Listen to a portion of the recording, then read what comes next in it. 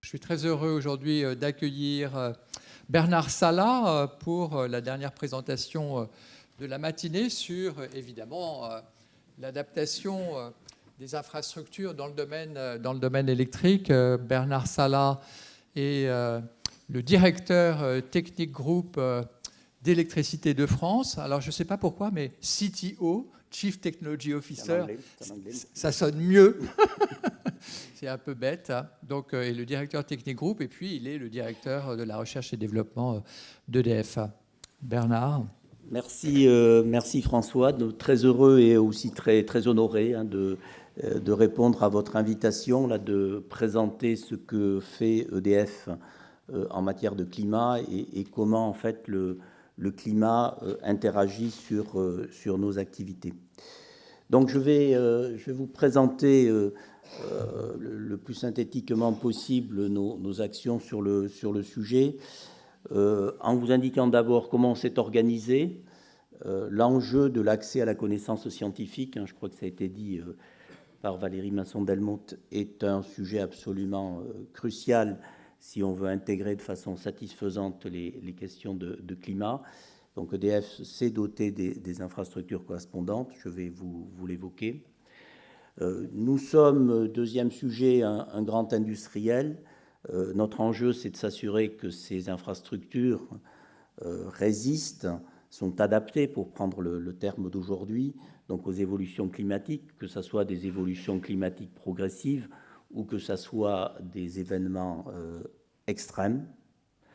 Nous pouvons avoir symétriquement un certain nombre d'impacts sur l'environnement et sur le climat. Il convient donc de les minimiser et de voir comment aussi on peut prendre des dispositions pour les réduire.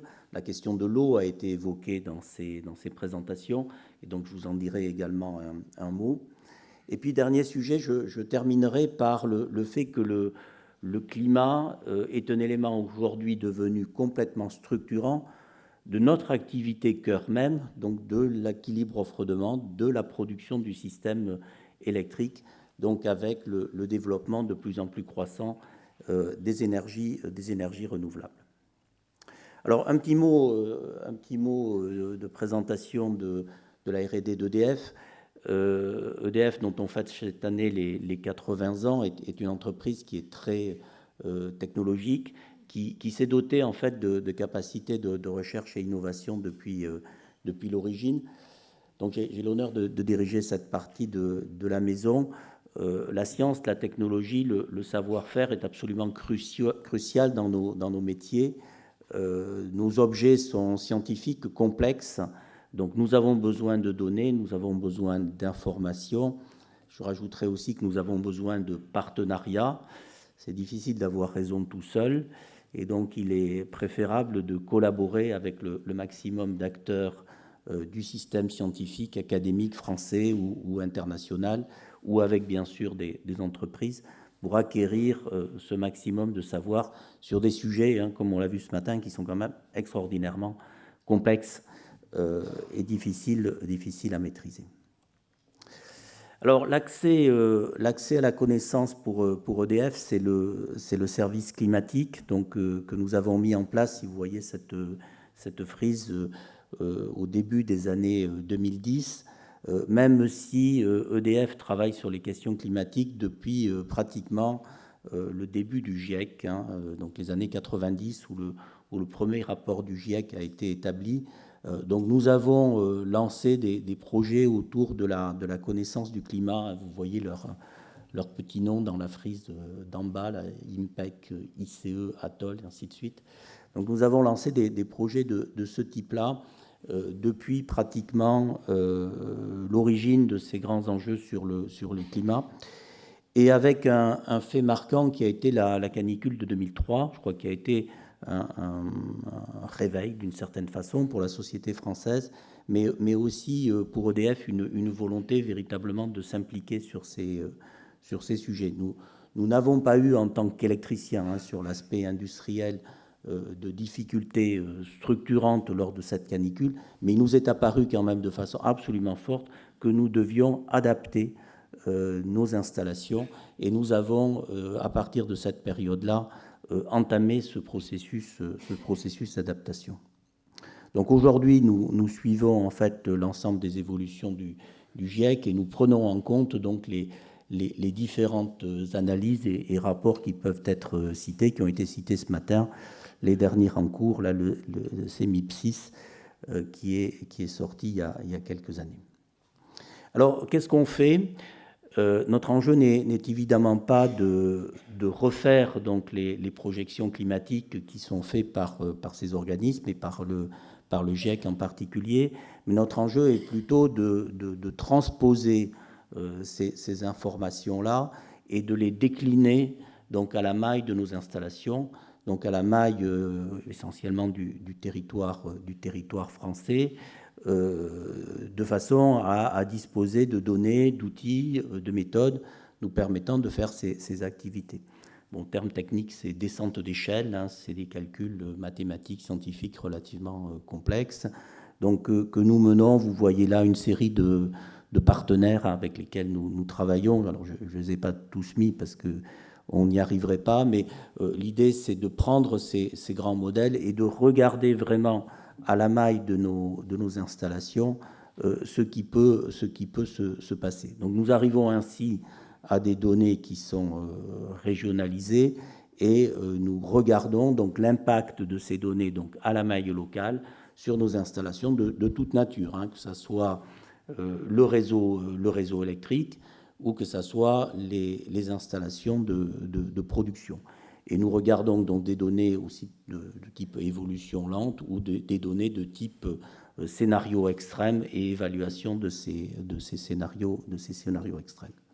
Donc ce que je vais faire, c'est que je vais vous expliciter au travers de quelques exemples, alors très succincts, très courts, hein, pour des questions de temps, comment ça peut se passer. Commençons par le réseau électrique. Il faut savoir que le réseau électrique lui-même, les câbles sont sensibles au changement climatique. Ici, en région parisienne, hein, nous avons, sur Paris, nous avons de nombreux câbles enterrés. Tous les câbles sont pratiquement enterrés. Chaque fois que nous avons en fait des élévations de température importantes dans la ville, en fait, ces évaluations de température se traduisent par des sollicitations plus fortes sur les câbles. Les câbles chauffent naturellement, hein, l'effet Joule. Certains câbles sont relativement anciens. Nous avons ici en région parisienne des câbles qui datent du début du XXe siècle, hein, qui sont faits en papier imprégné, pour vous donner un peu la technologie, donc des câbles enroulés avec de l'huile autour du conducteur, donc sensibles en fait au changement climatique, et qui fait que nous avons en fait des ruptures de câbles ou des ruptures de boîtes de jonction qu'il nous faut intégrer. Donc le fait que nous allons avoir tel jour, telle période, une journée de très très forte température, voire de canicule, conditionne en fait la mobilisation de nos équipes pour être prêts à réparer ces installations de façon à limiter l'impact sur nos clients. L'image que je vous ai mise là, c'est un des risques que nous regardons, qui est le risque incendie. Le risque incendie impacte de façon significative, hein, bien sûr, aussi sur le réseau électrique.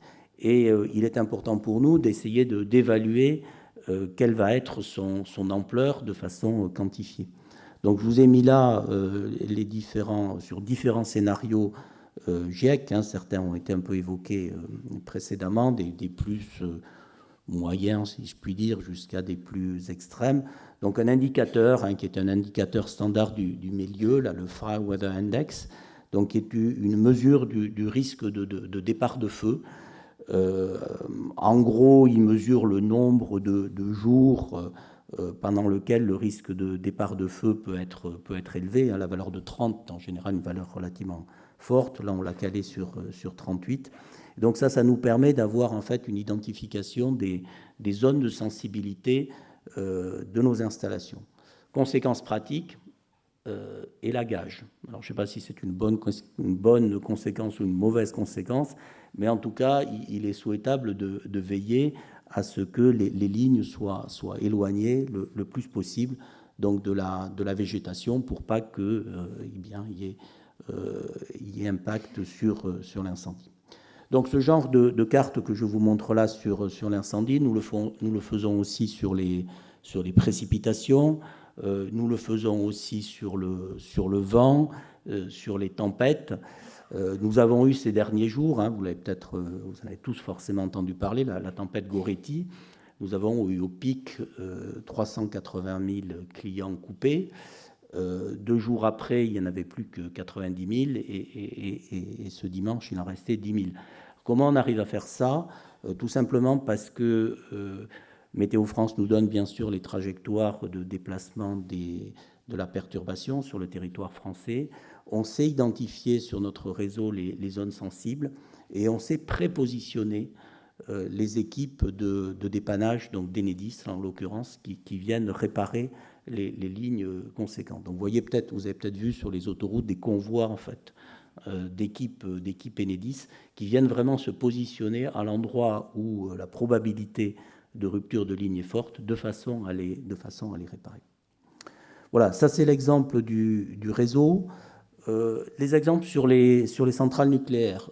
Une des premières questions qu'on peut poser sur les centrales, notamment celles qui sont en bord de mer, est la question de l'élévation du niveau de la mer liée au changement climatique et la capacité de ces centrales à supporter en fait cette élévation du niveau de la mer. Donc on reprend donc selon la même démarche que ce que je vous ai indiqué, donc les évaluations du GIEC selon différents scénarios, donc l'évolution du niveau de la mer. Donc vous voyez ça sur le graphique de gauche. Donc vous voyez que grosso modo, alors c'est à l'horizon 2100. À l'horizon 2100, on est en gros en dessous de 1 mètre. Je crois que vous évoquiez 60 cm avec une probabilité de 50%, si j'ai bien noté tout à l'heure. Donc là, on s'est mis avec une marge d'1 mètre. Et donc, on regarde en fait le positionnement des plateformes de nos centrales ou des digues de nos centrales en prenant, comme vous voyez là, donc le niveau de marée maximum, tel qu'on peut l'avoir, le coefficient 120, ce qu'ils appellent les surcotes, donc les effets dépressionnaires qui conduisent à augmenter le niveau de la mer. Donc, on prend les valeurs millénales.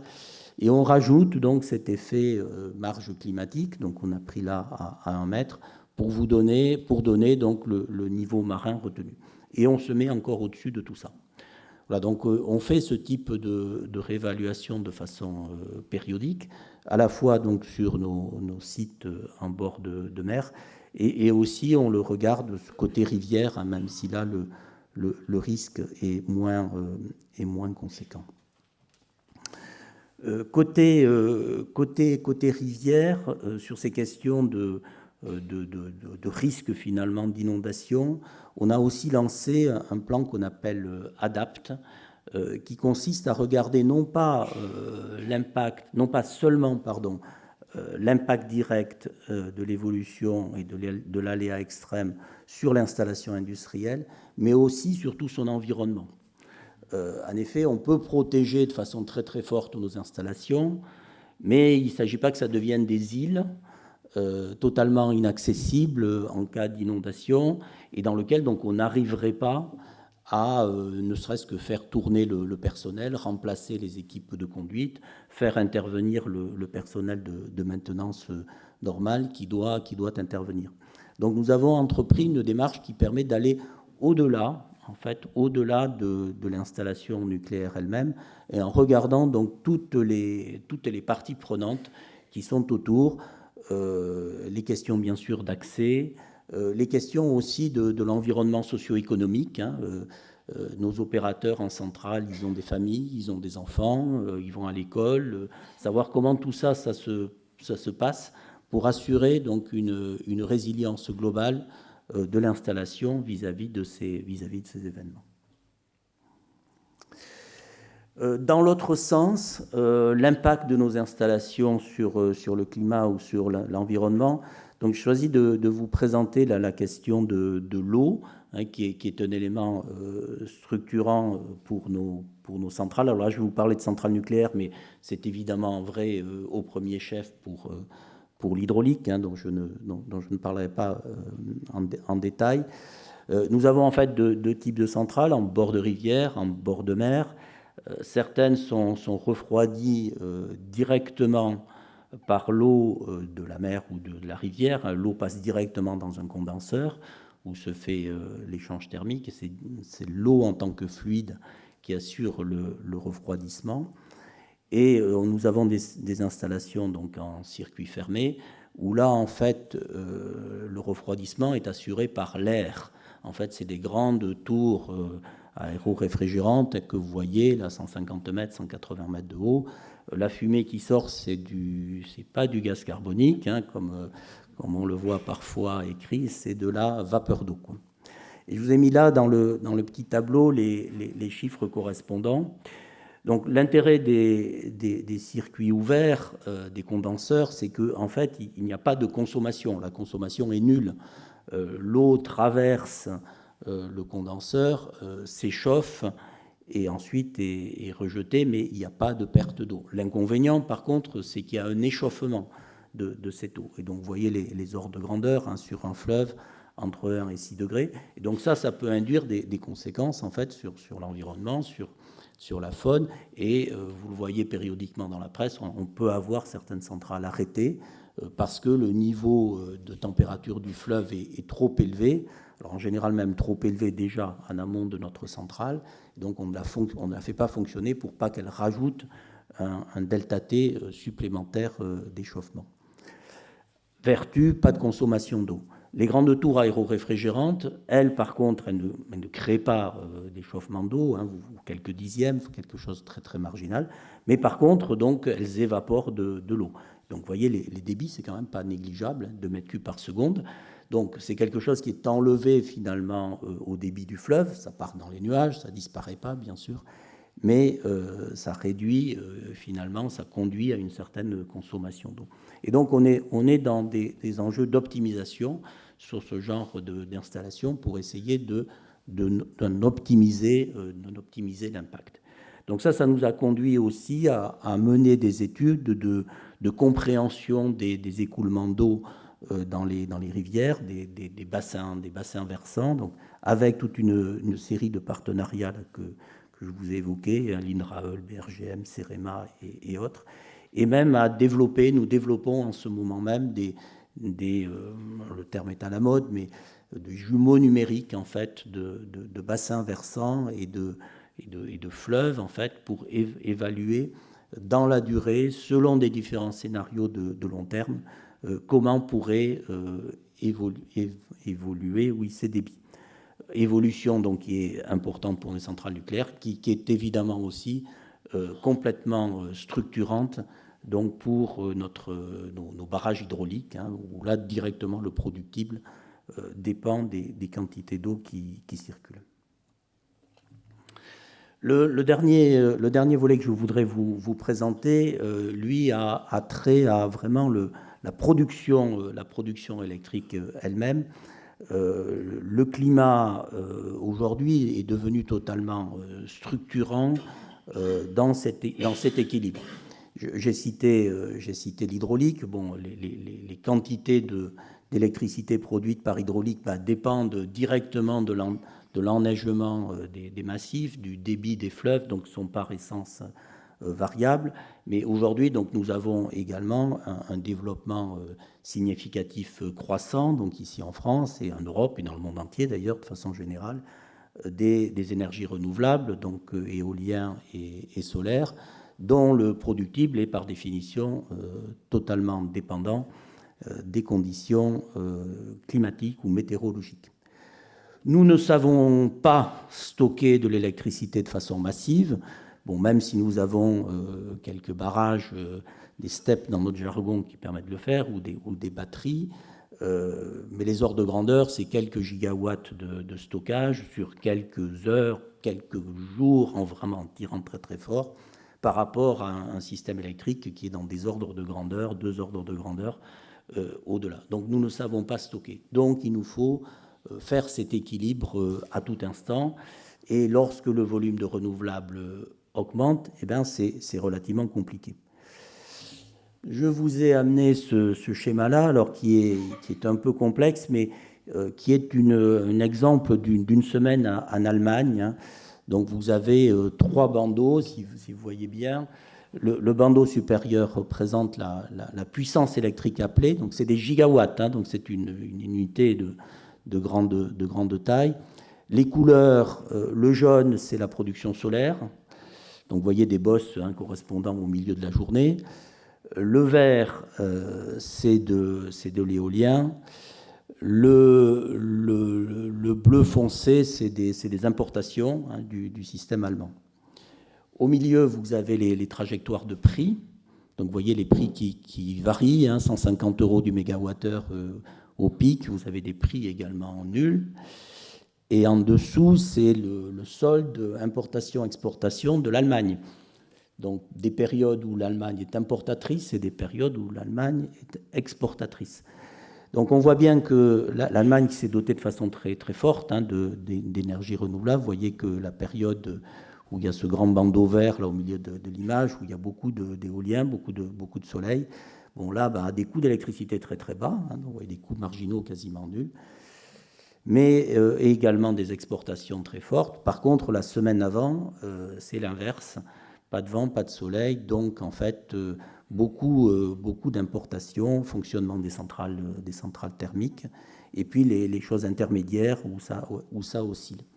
Le message de tout ça, en fait, c'est que nous, notre enjeu, c'est d'assurer cet équilibre à tout instant et de veiller à sa résilience, quelles que soient les conditions de vent ou de soleil. Et ça, c'est quelque chose qui est devenu très, très complexe à faire. Il nous faut assurer la stabilité de la fréquence sur le réseau, il nous faut assurer également la stabilité de la tension, donc voltage sur le réseau. Enjeu majeur et qui rend le pilotage, la pilotabilité du système électrique plus complexe, nettement plus complexe que ce qu'elle était ces 10-15 dernières années précédemment. Je vous ai mis là ce qui se passe sur nos centrales. Hein. Donc là, vous avez l'exemple de la centrale de Golfech dans une période, une quinzaine de jours autour du mois d'avril. Donc entre... les centrales nucléaires aussi varient. Hein. Donc vous voyez, 1300 MW, c'est la puissance maximale. 200 MW, c'est la puissance minimale à laquelle la centrale peut opérer. Et donc vous voyez des petites fluctuations sur le haut qui correspondent là au réglage de fréquence. Donc la centrale contribue à stabiliser la fréquence du réseau lui-même avec des petites oscillations de puissance. Et vous voyez des grandes descentes qui correspondent là à des périodes où il y a trop de courant sur le système électrique. Et donc comme il y a trop de courant, eh bien, on réduit la puissance de la centrale en allant, vous voyez, il y a une partie là où on tombe à zéro avec des arrêts qui peuvent être aussi faits pendant quelques jours. Donc dans les périodes où il y a vraiment trop d'énergie sur le système. Voilà, donc tout ça c'est faisable, on le fait aujourd'hui, on s'y est adapté, c'est complexe, c'est un management du système électrique qui est nouveau finalement par rapport à ce qu'on a pu connaître. Pour conclure, vous voyez bien que climat et électricité sont aujourd'hui particulièrement liés. Le climat peut induire des contraintes sur nos activités. Nous pouvons aussi induire des contraintes sur l'environnement. Mais aujourd'hui, les politiques, en tout cas, qui sont portées par la plupart des gouvernements, considèrent l'électricité comme un des leviers, je ne sais pas s'il faut dire une solution, mais un des leviers permettant de limiter les impacts du climat sur l'énergie, tout simplement parce qu'on sait aujourd'hui produire de l'électricité avec une très très faible empreinte carbone. Alors nous, en France, on aime bien le nucléaire, d'autres pays ne l'aiment pas trop, mais ils font des énergies renouvelables. Mais ce mix renouvelable, énergie renouvelable, nucléaire, permet de produire de l'électricité avec des empreintes extrêmement faibles. Et donc, un des enjeux, c'est de transformer notre signature énergétique, qui est encore faite très fortement par les énergies fossiles, en une empreinte beaucoup plus électrique. Donc vous avez sur l'image d'en bas, en fait, des camemberts issus du bilan RTE de 2025, là, qui vient juste de sortir au mois de décembre, pour la France, hein, où vous voyez qu'encore aujourd'hui, les énergies fossiles représentent 60% de l'énergie totale consommée en France, l'électricité 25% uniquement. Et donc nous avons un enjeu qui est porté par les politiques publiques, hein, avec la gradation temporelle que vous voyez là, d'augmenter cette part de l'électricité dans les usages pour essayer d'atteindre les 55%, voire au-delà. Ce genre de stratégie est poursuivi par la plupart en fait des pays, enfin de l'Europe, de l'Union européenne en premier chef, mais la plupart aussi des grands pays autour de nous. Et ce qui fait qu'il y a une certaine complémentarité, d'où le titre un peu de cette planche, complémentarité entre ces enjeux d'électricité et de climat. Dans ces enjeux complexes, et pour terminer, je ne résiste pas à vous faire un petit cocorico national hein, sur... on se débrouille pas si mal que ça finalement chez EDF, hein, puisque sur l'arrêt de poisson qui est là, vous avez les grands, la plupart des très grands électriciens mondiaux. On est aujourd'hui l'électricien mondial qui produit le plus d'électricité à très basse empreinte carbone. Hein. Donc c'est la longueur de la barre bleue là, que vous voyez. On produit 520 TWh hein, d'électricité basse carbone, avec une empreinte carbone qui est donc de 30 grammes de CO2 par kilowattheure. La moyenne européenne, c'est 210, hein, 210 grammes par kilowattheure. Pour vous donner des ordres de grandeur, une centrale à gaz, ça produit de l'ordre de 300 grammes de CO2 par kilowattheure, et une centrale à charbon de l'ordre de 800-900 grammes.